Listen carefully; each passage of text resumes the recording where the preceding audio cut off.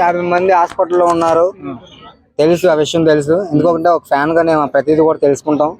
విరాట్ కోహ్లీ అనే వ్యక్తి అక్కడికి వచ్చి వాళ్ళని విమర్శించి మాట్లాడడానికి ఆయనకి టైం ఉంటది, కానీ ఆయన రాలేక కాదు.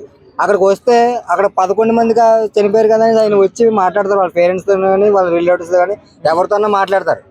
కానీ ఆయన వచ్చి మాట్లాడాక 11 మంది కాస్త ఫ్యాన్స్ వస్తారు. విరాట్ కోహ్లీ వస్తున్నాడు హాస్పిటల్కి, మనం చూడడానికి వెళ్దాం అనేసి మళ్ళీ ఇంకొక 500 మంది, ఒక 1000 మంది వస్తారు.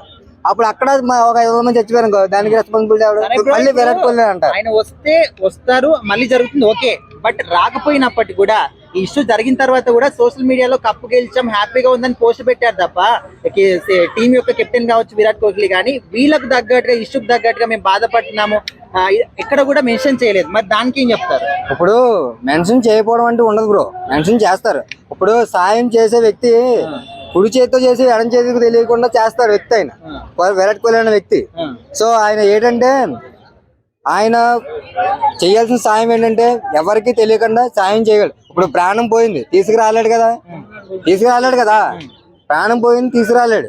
కాబట్టి వాళ్ళ కుటుంబానికి ఏమైతే ఆయన సాయం చేయాలనుకుంటున్నాడో ఆ విధంగా సాయం చేస్తాడు. అల్లు అర్జున్ అరెస్ట్ చేశారు, కోహ్లీని కూడా అరెస్ట్ చేయాలన్నది కూడా రాంగ్ అది. ఎందుకంటే ఇప్పుడు రాజమండ్రి పుష్కరాలు 12 సంవత్సరాల క్రితం జరిగింది పుష్కరాలు. అప్పుడు తెలుగుదేశం టీడీపీ పార్టీ అప్పుడు నారా చంద్రబాబు నాయుడు గారు ఉన్నారు. అప్పుడు 12 మంది చచ్చిపోయారు. అప్పుడు ఆయన ప్రభుత్వమే కదా, అప్పుడు 12 మంది చచ్చిపోయారు. మరి ఆయన ఎందుకు అరెస్ట్ చేయలేదు? అప్పుడు అడుగుతున్నాను, ఇప్పుడు ఆయన ఎందుకు అరెస్ట్ చేయలేదు? ఇప్పుడు ఆయన టీడీపీ పార్టీ, అప్పుడు ఆయన పార్టీ రోడ్లు వేయించారు, మొత్తం అన్ని క్లీన్ చేసేసి లైటింగ్లు గీటింగ్ ఓడి అమ్మ మామూలుగా లేదు బ్రో, చెత్త కొట్టేశారు మొత్తం. నేను అప్పుడు చాలా మంది జనం క్రౌడ్ వచ్చింది, చాలా మంది గోదావరి స్నానం చేయడానికి వచ్చారు. 12 రోజులు ఉత్సవాలు జరుగుతూ ఉంటాయి, తెలియదే ఉంది కదా పుష్కరాలంటే. మరి అందరూ తొక్కేసలాట్లో మరి 12 మంది చచ్చారు. అప్పుడు మరి చంద్రబాబు రాలేదే, అప్పుడు అలాగని చంద్రబాబుని అరెస్ట్ చేస్తారా? చేయలేదు. ఎందుకని?